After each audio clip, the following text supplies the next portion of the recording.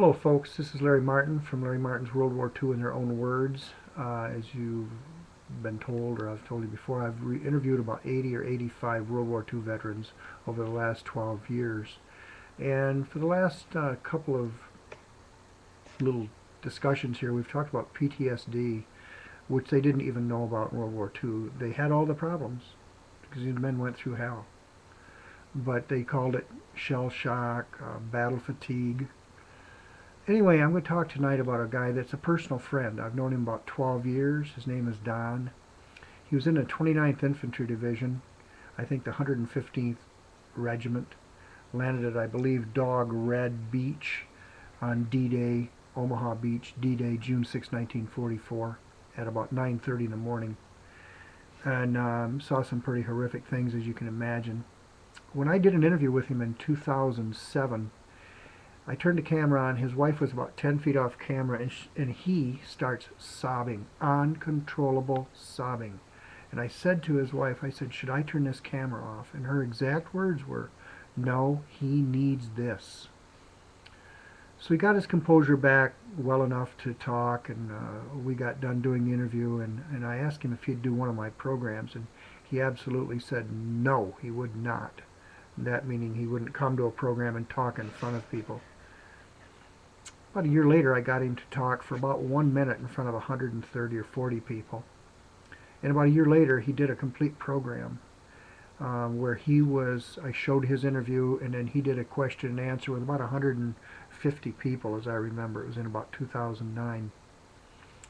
And his words and his wife's words were just talking to me and then to 150 people has helped him so much.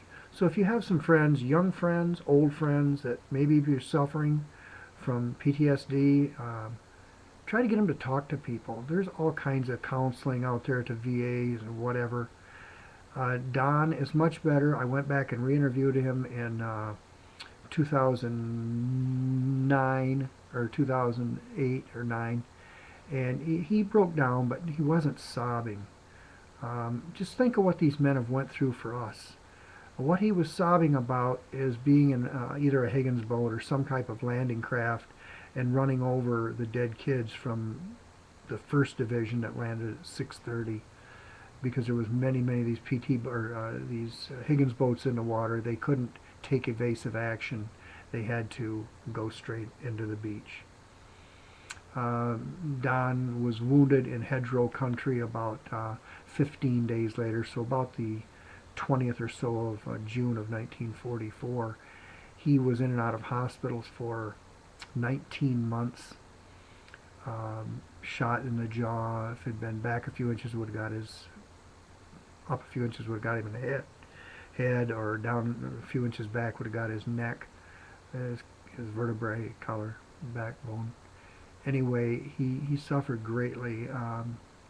This PTSD is as real as it gets, and I'll be talking in the next few programs or next few talks about guys that I've interviewed that had PTSD. I've got many. A Marine from Guadalcanal that had his wife right by the throat in the 50s when she come in and woke him up. Anyway, just think about what these men have given for us, men and women that have fought for us, what they've sacrificed to give us the freedoms we have. If anybody's interested in any of these, I do have written permission to sell them all on DVD. I sell very few, but I'm trying to keep history alive, and young people need to know what that generation, Tom Brokaw called them the greatest generation. They may have been one of the unluckiest. They fought, went through some hell for you and I, for our freedoms. Enjoy our freedoms. Realize they did not come free. Thanks, folks.